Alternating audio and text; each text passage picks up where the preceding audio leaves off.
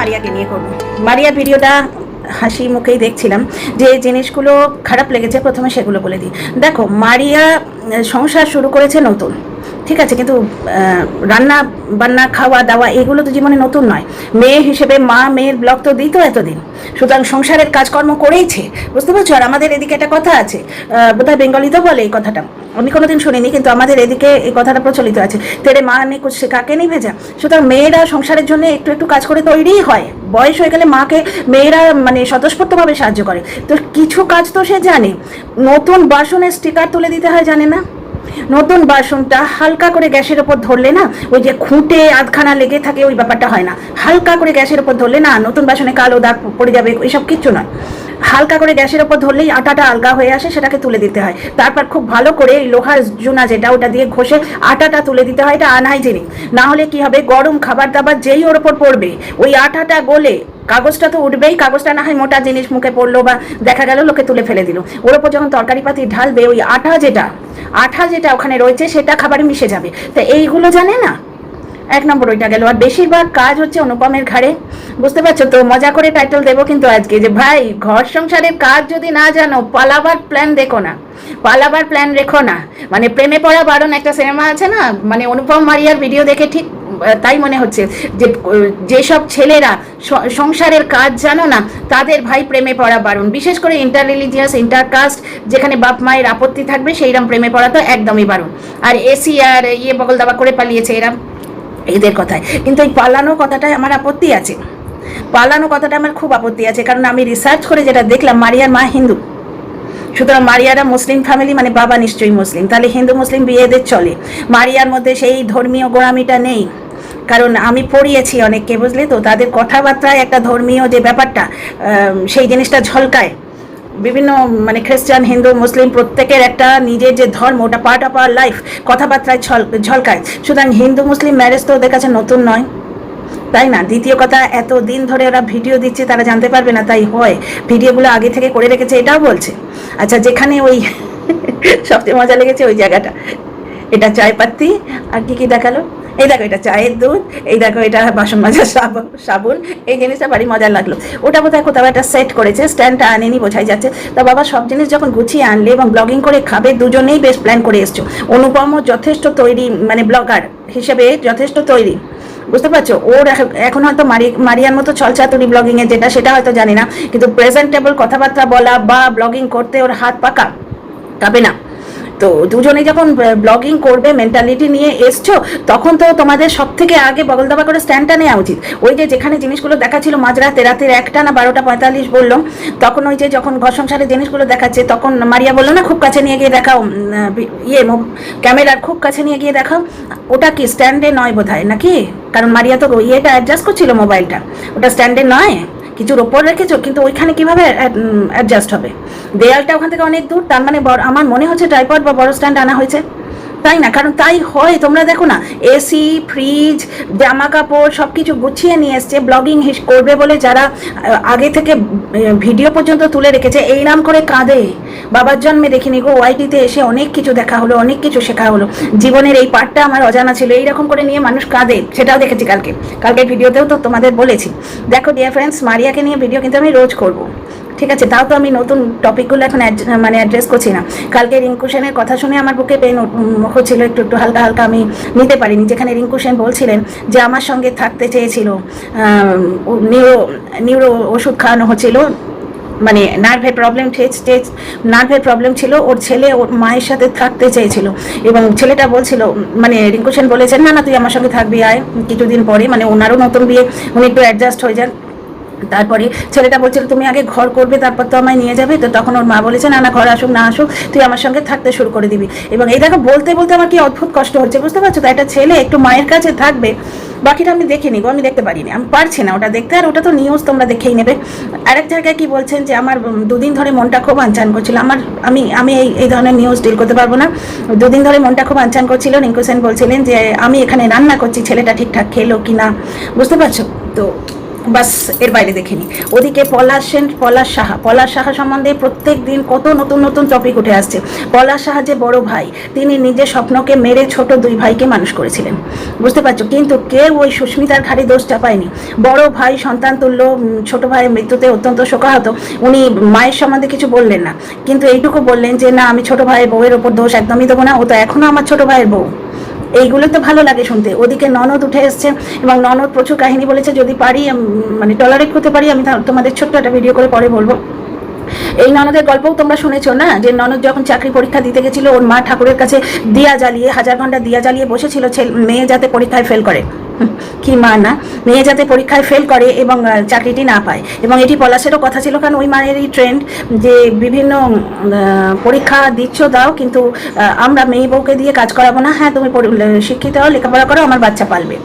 বুঝতে পারছো? আর সুস্মিতাও বলছে ওদের বাড়ির নিয়মই হচ্ছে বাচ্চা যে যার মা পালবে, মানে শাশুড়ির বাচ্চা শাশুড়ি পালবে। বুড়ো বয়সে 12 বছর বয়সে তাকে কেমন করে দুধ খাইয়েছে, তাকে কেমন করে খাবার খাইয়েছে, সেগুলো 24 ঘন্টা চিৎকার করে করে ওর শাশুড়ি বলতো। এগুলো তোমরা সব শুনছোই।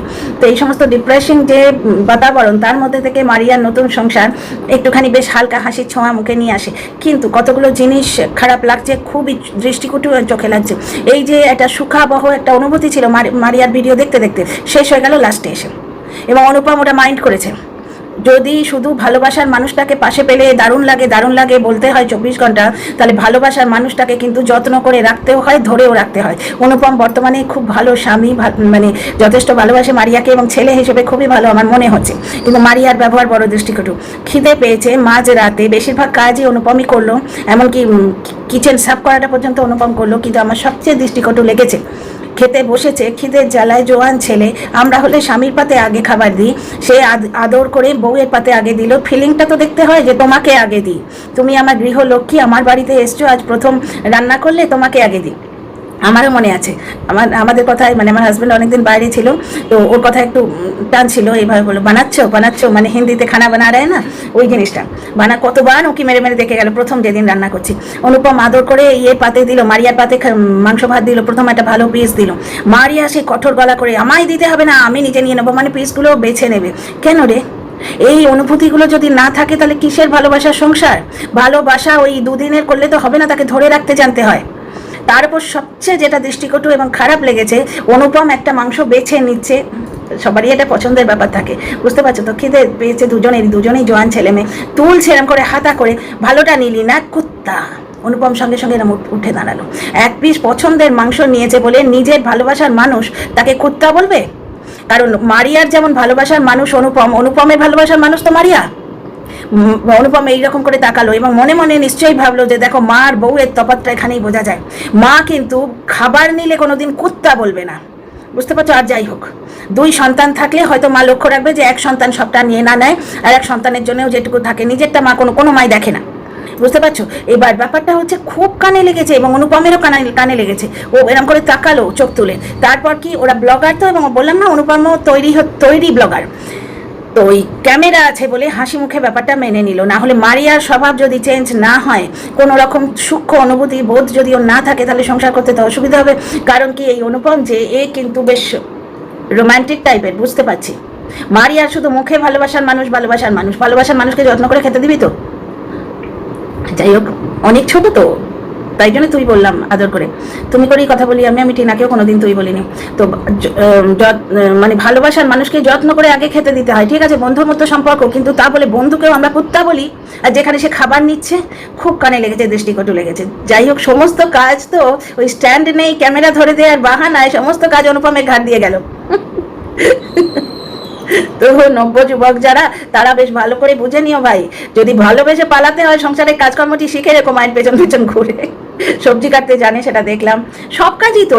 আর সব থেকে ভালো লাগলো যে কিছু মানুষ আছে রান্না করলে এইভাবে যে স্ত্রৈণ হয়ে গেল, বা পুরুষত্ব কমে গেল, পুরুষ সিংহ, আই এম দ্য বস, সেইখানে যেন একটুখানি কমই হয়ে গেল। না রে বাবা, ওটাকে আরো এক্সপার্টাইজ বলে, যে আমি সব পারি, সব্যসাচী আমি, মানে যে রাঁধে সে চুলও বাঁধে, সেই রকম ব্যাপার। মেয়েদের যেমন বলে না রূপে গুণে লক্ষ্মী সরস্বতী, ছেলেদের ক্ষেত্রেও তাই। এবং স্ত্রীকে হেল্প করা মেন্টালিটি, যেটা বেশিরভাগ পুরুষের থাকে না। এর মধ্যে মারিয়া ভাগ্য করে বর পেয়েছে বাবু, সত্যি কথা। অনুপমের মধ্যে সেই জিনিসটা আছে। মারিয়া যেটা বললো যে আমি রান্নাঘর পরিষ্কার করছিলাম, ও নিজে থেকে বললো দাও আমি ঘষে দিই। স্বাভাবিক, পুরুষ মানুষের গায়ের জোর একদম স্কচ করে দিল, বেশ লাগলো। ঠিক আছে, তারপরে তো দেখছি সমস্ত কাজই ও করছে। মারিয়া ক্যামেরা ধরলো, ওই ডাব্বাগুলো হয়তো ধুয়ে ধায়ে এনে দিয়েছে, কে জানে। বর্তনগুলো তো দেখলাম ধুয়ে এনে দিল, কারণ নতুন বর্তন যেটা, নতুন ডাব্বা বা নতুন বাসন, সেগুলো না মেজে তো ইউজ করতে নেই, সেটা দেখলাম মেজে নিল। আচ্ছা, কিছু কিছু বাসনে ওই স্টিকারটা লাগানো আছে, যদি শুধু সবজি টবজি রাখা হয় ঠিক আছে, কিন্তু ব্যাপারটা হচ্ছে যে ওইটা একটু হালকা আছে ধরলেই না, এরকম ভয় পাওয়ার কোনো কারণ নেই যে নতুন বাসনটা পেছনটা কালো হয়ে যাবে, না না, হালকা একটু ধরলেই ওই আটাটা বেরিয়ে আসবে, তখন তুলে ফেলে দিলেই হবে। তারপর বেশ ভালো করে জায়গাটা মেজে নিলেই হবে, বুঝতে পারছো? ওই আটাটা ভালো নয়। এইগুলো তো অন্তত একটা প্রাপ্তবয়স্ক মেয়ে জানা উচিত, কারণ স্বামী নিয়ে সংসার আগে করেনি, কিন্তু বাড়ির কাজকর্ম তো আগে করেছে। তো যাই হোক, মারিয়ার নতুন সংসার, সব নতুন নতুন, আমারও বেশ দেখতে ভালো লাগছে। যেটা ছেলেদের কাজ, যেমন গ্যাস ফিট করা, আনন্দ করে গিয়ে করলো। তারপরে মারিয়ার সুবিধে অনুযায়ী সিলিন্ডারটা শেষ করে মানে ফিট করে দিল, সামনে দিয়ে অসুবিধা হবে। সো সেন্সিটিভ অফ হিম, ভীষণ সেন্সিটিভ ছেলে। মারিয়া যদি এই ভালোবাসাটা ধরে রাখতে পারে না, ও সোনার সংসার হবে, কিন্তু ভালোবাসাটি ধরে রাখতে হবে। আচ্ছা, কন্ট্রোভার্সিয়াল টপিক যেটা, সেটা আবার বলি, সেটা হচ্ছে আমার খুব ধারণা যে এদের দুই পক্ষেরই বাপের বাড়িতে জানে। এদের ব্যাপারটা হচ্ছে কি জানো, বিয়ের পর এরা আলাদা থাকতে চায়, এটা একটা হতে পারে। কারণ এই জিনিসটা আমি আমাদের এজেও ফেস করেছি, আমার নিজের লাইফে কোনোদিন হয়নি, কারণ চাকরি সূত্রে আমরা বাইরেই থাকবো। আমার শ্বশুরমশাই বিশাল বাগান টাগান নেওয়া বাড়ি, তো উনি কলকাতা ছেড়ে গ্রামের দিকে ওই বিশাল একটা জমি জমা, প্রচুর জমি কিনবে, এইসবের জন্যই চলে গেছিলেন। এবং বিয়ের সময় বলেই রাখা হয়েছিল যে গ্রামে আমার মেয়ে কোনোদিন থাকতে পারবে না, আমি কলকাতায় বর্ন অ্যান্ড ব্রট আপ। কিন্তু ছেলে বাইরে কাজ করে বলেই মানে এই শর্ত আমাদের দিক থেকে ছিল, এবং ওরাও সেই রকমই মেয়ে খুঁজছিল, কারণ ছেলে বাইরে কাজ করে, বুঝতে পারছো? তো এইবার ব্যাপারটা হচ্ছে যে কর্মসূত্রে ঘুরে ঘুরে বেরিয়েছে, সুতরাং আমরা আলাদাই থেকেছি, নিউক্লিয়ার ফ্যামিলি বরাবর। কিন্তু এমনি যাদের ধরো এই যে অনুপমের কালকের ব্যাপারটা, মারিয়া একবারে প্রথম থেকেই একবারে পাকা সংসারে মানে গৃহিণী, সাংসারিক ব্যাপার স্যাপার নিয়ে ঢুকেছে। বিজনেস মানে একদম গলায় মানে সর্বোচ্চ আওয়াজ দিয়ে, পুরো একদম তেজ দিয়ে, বিজনেসটা ওর, দোকানটা ওর একার। মানে অনুপম মিটমিট করে কিছু একটা বলতে যাচ্ছিল, তাড়াতাড়ি গায়ে হাত দিয়ে বলছে ওই দোকানটা ওর একারই, অন্তত 4 থেকে 5 বার স্ট্রেস দিয়ে বলেছে। মানে এখান থেকে বোঝা যাচ্ছে যে অনুপমের রোজগার আছে। এবং মারিয়া বারবার বলছে যে আমার এখন ভালো লাগছে না, নতুন বিয়ে, এটা হতেই পারে, ওর কপাল ভালো, ওর বর ব্যবসা করে, থাকতে পারে। নকরি পরাস্ত মানুষ যারা, সার্ভিসম্যান যারা, তারা থাকতে পারে না। অষ্টমঙ্গলার পরের দিনই হানিমুন করে এসে, না অষ্টমঙ্গলার পরে তো হানিমুন, তারপরে হানিমুনের পরেই দৌড়তে হয়, বুঝতে পারছো? যার যা কপাল, তো কপাল করে পেয়েছে, নজর না লাগে, তো এখন বরকে আটকে রেখেছে। জলের মতো টাকা খরচ হচ্ছে, তার মানে অনুপম যে এস্টাবলিশ, সেটা বোঝা যায়, বুঝতে পারছো? অনুপমের আলাদা দোকান আছে, ওইটা ওর আলাদা, ও নিজে করেছে, ওর বাবা আলাদা বিজনেস করে, প্রথম থেকে গৃহিণী নিজেরটা আগলাচ্ছে, তাই না? তো শুনে ভালো লাগলো যে ওর বাবা আলাদা বিজনেস করে। হ্যাঁ, বর্তমানে ওর বাবা বসছে যেখানে ও নেই, বুঝতে পারছো? পুরোটাই এই জায়গাটা গটাপ লাগছে, এই জায়গাটা পুরো গটাপ লাগছে, কারণ হিন্দু মুসলিম ম্যারেজ ওদের ওখানে নতুন নয়, যেটা দর্শকরা বলছে। যে আবার দর্শকদের মধ্যে কিছু মিন মাইন্ডেড কমেন্টও পেলাম, কি অভাব ঢুকলে ভালোবাসা পেরিয়ে যাবে, এই আবার কি ধরনের কমেন্ট? নতুন সংসার করছে তাকে, তাদের আশীর্বাদ করো, ভুল দেখলে বলে দাও। আর ওই সিঁদুর নিয়ে সব পড়ে আছে এখন। দেখো, অনুপমের কালকের কথা শুনে মনে হলো যে মারিয়া রাজি আছে, কারণ অনুপম বলছে পাশে মারিয়া বসে আছে, বুঝতে বোঝাই যায় দুজনের নিশ্চয়ই কথাবার্তা হয়ে গেছে আগে, যে ওদের একটা হিন্দু বিয়ে হয়তো হবে আনুষ্ঠানিকভাবে। কারণ তোমরা রন প্রীতির কেসটা দেখো, ওদের কবে থেকে রেজিস্ট্রি হয়ে আছে, কই প্রীতি তো এখনো সিঁদুর পড়ে না। তারপরে ডাস্কি ডার্লিং এর কেসটা বললাম, ফুডি ডার্লিং, ডাস্কি ডার্লিং, ওটা দুটো ওর চ্যানেল আছে, ASMR ভিডিও করে ও, তো সেইখানেও মেয়েটার বিশাল ঘটা করে তোমার রেজিস্ট্রি হলো, মালাবদল হলো, ও সিঁদুর পড়ে না কিন্তু।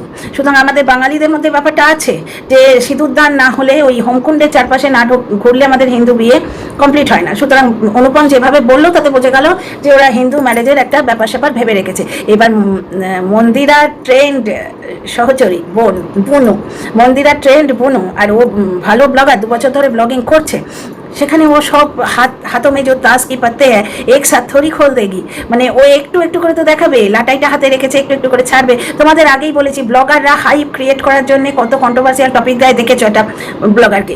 তো বলে বলে তারা কন্ট্রোভার্সিয়াল টপিক দিয়ে কন্ট্রোভার্সি করার চেষ্টা করে, ঝামনকেও দেখলে। সেখানে ওদের এখন ভালো টপিকে হাইপ ক্রিয়েট হচ্ছে, ওরা সেগুলো ধরে রাখবে না, একদিনে সবটা বলে দেবে। হ্যাঁ, ওদের আবার একটা টেন্ডেন্সিও আছে, কন্ট্রোভার্সি ভিডিওগুলো আগে দেখছে, মানে যেগুলো প্রমিনেন্ট ভিডিও, সেগুলো ওরা আগে দেখছে, এবং কোন কোন পয়েন্টে সমালোচনা হচ্ছে, তোর কোন কোন জায়গায় বলে না ব্যথালো, সেই রকম আর কি।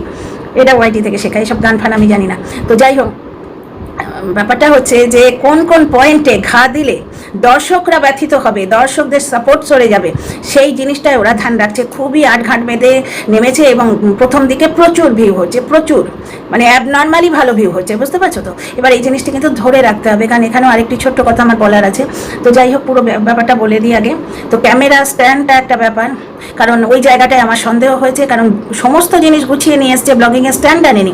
আর আমার মনে হচ্ছে এতদিনে অন্তত দুপক্ষের বাড়ি অন্তত জেনে গেছে, কারণ মারিয়ার বাড়িতে হিন্দু মুসলিম বিয়ে শুনলাম, দর্শকরা বলছে, তোমরা কমেন্ট দেখো, দর্শকরা বলছে মারিয়ার মা হিন্দু, সুতরাং এবং অনেক মুসলিম দর্শক কমেন্ট করছে এরা ঠিক মুসলিমভাবে কোনোদিনই থাকেনি।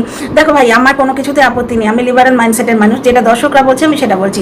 এবার ব্যাপারটা হচ্ছে যে তার মানে এদের মানে মারিয়ার দিক থেকে কোনো আপত্তির ব্যাপার নেই। আর মারিয়া বারবার বলছে আমার পরিবারে মেনে নিলে, সেখানে দর্শকরা লিখছেন যে না, অনুপমের পরিবারে মানার ব্যাপারটা আছে। তো অনুপম যেরকমভাবে বললো মায়ের মুখটা লাস্টবার দেখে এলাম, ভালো লেগেছে বেশ। ব্যাপারটা হচ্ছে এই জায়গাটা এরা জোটবাদ বলেছে, অ্যাকচুয়ালি আমার মনে হয় এরা আলাদা থাকতে চায়, নিউক্লিয়ার ফ্যামিলি হিসেবে থাকতে চায়, বুঝতে পারছো, যেটা শনিকারও খুব ইচ্ছে, পেরে উঠছে না, কারণ ওর হাজব্যান্ড একদমই টোটালি ডিপেন্ডেন্ট। তো মানে 24 ঘন্টা তো আর পাড়াপড়শি টাকা যায় না, গঙ্গার ধারে বেড়াতে হলেও বড় ভাসুরের সাহায্য লাগে, সেই জন্য পেরে উঠছে না। না হলে ওরও খুব ইচ্ছে স্বামী আর মেয়ে নিয়ে থাকবে। তো সেই জিনিসটি করলে হয়তো দর্শকদের সামনে ছোট হয়ে যেত প্রথমেই, বুঝতে পারছো, এই হাইপটা ক্রিয়েটেড হতো না। অনেক ব্যাপার আছে, এই যে পালিয়ে গেছি বাড়ির লোকে জানে না, একটা বিরাট রোমান্টিক ব্যাপার স্যাপার না। আচ্ছা, এই যে রূপকথার গল্প, এইটা নিয়ে একটা ছোট্ট জিনিস আমার বলার আছে, 1 মিনিট বাকি আছে, আর 1 মিনিটে বলে নিই।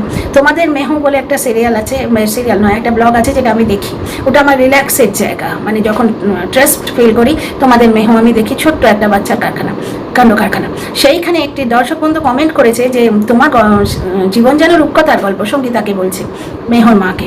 মেহুর মা কত কথা শুনিয়ে দিল। এবং আরেকটি কমেন্ট সেটা স্বাভাবিক কমেন্ট, যেটা হচ্ছে তোমার শ্বশুর শাশুড়িকে ব্লগে কেন দেখা যায় না, এইভাবে না লিখে দর্শক বন্ধুটি মেকিয়ে লিখেছেন যে মেহু বড় হয়ে তোমাদের কোয়েশ্চেন করবে যে শ্বশুর শাশুড়িকে দেখা যায় না কেন। একদিন একটা ব্লগে কিন্তু দেখছিলাম সঙ্গীতা বলছিল দাদু ঠাম্মির সঙ্গে কথা বলে, যে ওই কথাটা পয়েন্টটা কিন্তু আমারও চোখে লাগে।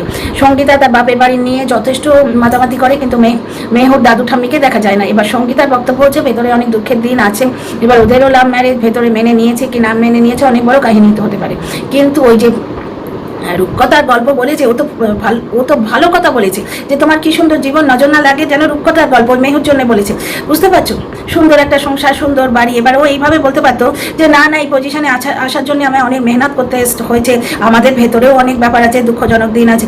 ও মা সেগুলো তো বললো, লাস্টে বললো নিজের জীবনটা সাজাবার চেষ্টা করুন না রূপকথার মতো, আর যদি না পারেন অন্য লোকের রূপকথার গল্প দেখেই খুশি থাকুন। এই কথাটা এমনভাবে বলেছে না, আমার কালকে তোমাদের মেহু যখন দেখলাম, মেহুর ওই ইনস্টাগ্রাম রিলগুলো দেখলাম, আসে আমি ফলো করি বলে আসে আমার নিউজ ফিডে, তো ইনস্টাগ্রামের রিলটা আমার দেখতে ইচ্ছে করছিল না, দেখলার মতো দেখি ওই বাচ্চাটাকে কি করছে, মানে ছোট ছোট শর্ট ভিডিও আর রিলগুলো বেশি ভালো লাগে পুরো ব্লগের থেকে, আমি দেখি খুঁজে খুঁজে।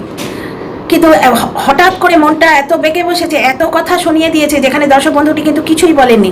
এইটা কিন্তু প্রতিটি ব্লগারকে মনে রাখতে হবে যে কাচ্চে দাগে কা রিস্তা হ্যায়, দর্শক এবং ব্লগারদের রিস্তাটা নাজুক, এই ভালো লাগাটা কমে গেলেই কিন্তু ভিউফুস, ওই ভালো লাগার ওপরই সব কিছু। ইচ্ছেই করলো না, যেখানে আমি মানে খুঁজে খুঁজে দেখি তোমাদের মেহু, কারণ কি ওই বাচ্চাটাকে দেখলে না, ওটা আমার ট্রেস বাস্টার, ওটা দেখলে আমি রিল্যাক্স ফিল করি। সুতরাং সঙ্গীতাকে আমি ট্যাগ করে ভিডিও করবো, যদি দেখে আমার থেকে বয়সে ছোট, সবে তো জীবন শুরু, ওইটুকু 2 বছরের বাচ্চা, দর্শকদের সঙ্গে কথা বলার ব্যাপারে একটু সামলে বলা উচিত। ওর হয়তো একটা দুঃখের স্পট আছে যেটা দর্শকরা ছুঁয়ে দিয়েছে, কিন্তু ব্লগিং এর ক্ষেত্রে হাসি মুখে থাকতে হবে ভাই, নাহলে মুশকিল আছে। হ্যাঁ, তুমি হাসি মুখে পোলাইটলি বলো, কিন্তু ও আবার কি কথা, নিজের জীবনটাকে রূপকথা বানাতে চেষ্টা করো, না পারলে অন্য লোকের দেখি খুশি থাকো। সেই বাচ্চারই তো তোমার জীবন থেকে খুশি বলেই তো বলেছে তোমার গল্প যেন রূপকথার গল্প। যাই হোক, এই ভিডিওতে এইটুকুই, কেমন লাগলো বলো। তোমরা যদি পছন্দ করো তাহলে আমি নতুন নতুন টপিক নিয়ে কাজ করতে আগ্রহী হব, ঠিক আছে। See you in the next video. ভালো লাগলে do like share subscribe, like করো, শেয়ার করো, সাবস্ক্রাইব করো আর কমেন্ট তো